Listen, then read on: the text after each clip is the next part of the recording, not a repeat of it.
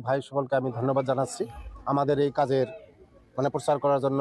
তাহারা যে আগবাড়িয়ে আসছে, অশেষ অশেষ ধন্যবাদ তাদেরকে।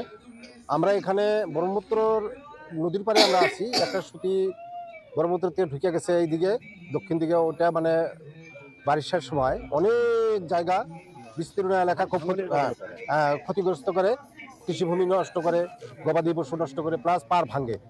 সেই জন্য এই এলাকার মানুষের একটা চিন্তা ভাবনা করে মানে যাতে একটা ছোট্ট একটা সুতি যদি বন্ধ করি আমরা, তাহলে আমাদের এই এলাকাটা ভাঙবে না। আজকে যে এই অনেক সমস্যা, যেটা মেন সমস্যা ছিল, সেই সমস্যাটা সমাধান হবে। নদীর যেটা গড়াখানি স্থায়ী যেটা সমস্যা, মানে সমাধানের জন্য হাজার হাজার লোক এসে গেছেন।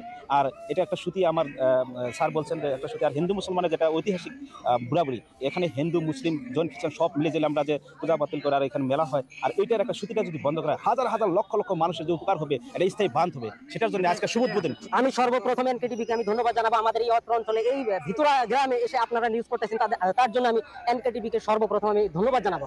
আর আমাদের যে বিশাল এক প্রজেক্ট, আমাদের এই অত্র অঞ্চলে রায় যুব সমাজ নবপ্রজন্ম যারা নিয়েছেন, তাদেরকে শতকোটি প্রণাম। তিনারা এত সুন্দর একটা পদক্ষেপ নিয়েছেন, তাদেরকে আমি হাজার হাজার সালাম জানাচ্ছি। আপনাদের সহায় সহযোগিতায় এই অত্র অঞ্চলে যে নদী ভাঙনের সমস্যা, যে ঘরবাড়ির সমস্যা, যে সমস্যা থেকে আসছে আমাদের ডিভুটারে নানান ধরনের সমস্যা হচ্ছে। আমরা নদী ভাঙার পরে মানুষগুলো গৃহহীন হয়ে ইনারা যখন বিদেশে যায়, তখন ইনাদের বিদেশি নামে কলঙ্কর দাগ লাগিয়ে দেওয়া হয়। কিন্তু আমি আশা করব